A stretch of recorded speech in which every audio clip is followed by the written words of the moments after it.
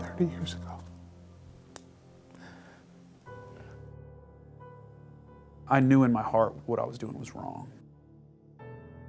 I never really wanted to talk about this because I couldn't fix anything. I'd have a 15-year-old right now.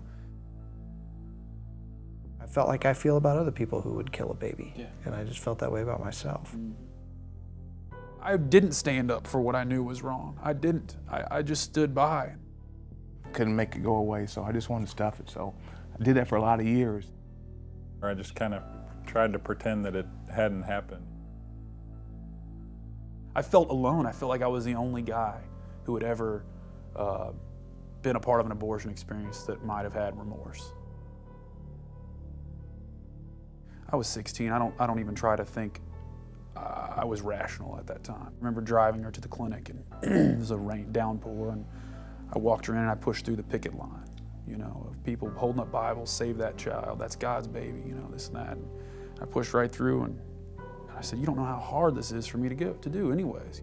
I told her that I'd support her. And, you know, she obviously said, what do you want to do? And I said, well, whatever. I didn't say, hey, let's have the baby, let's, you know, do what we should do. I didn't do that, and that's where, you know, a lot of the emotion comes in now, because I can look back and I think about what I should have done as a man and what I didn't do.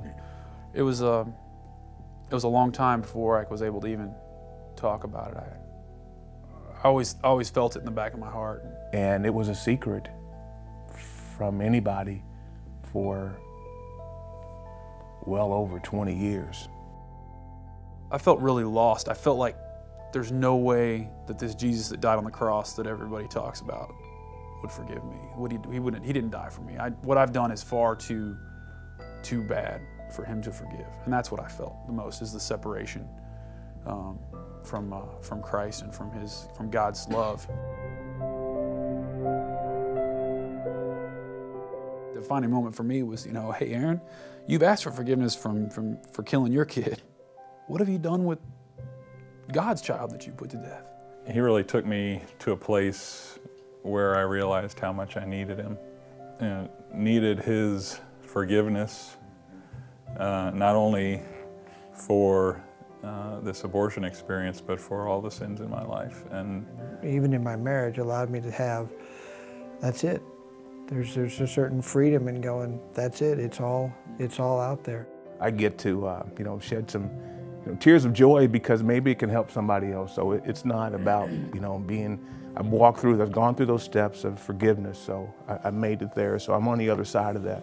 But if we can help anybody else understand that it doesn't go away. If you have any heart whatsoever, it doesn't go away. You don't just forget about it.